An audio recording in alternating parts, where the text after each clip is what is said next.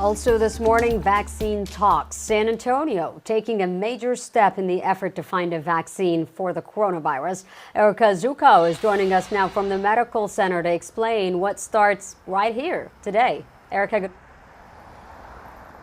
Good morning, Sarah. Well, as you know, San Antonio researchers have been really involved in researching both treatments and vaccines for coronavirus.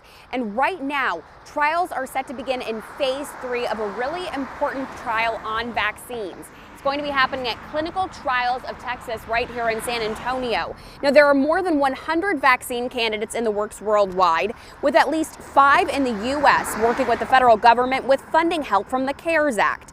Clinical Trials of Texas is currently doing several trials, again set to begin phase 3 for Moderna's vaccine candidate. Companies in Laredo and McAllen are also studying it.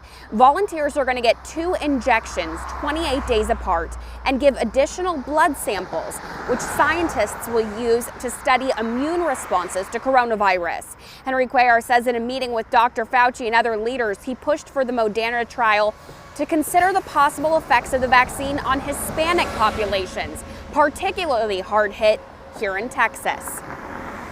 Once they find something, it's just the mass production, distribution, how do you determine who's going to get the first supply of the vaccine?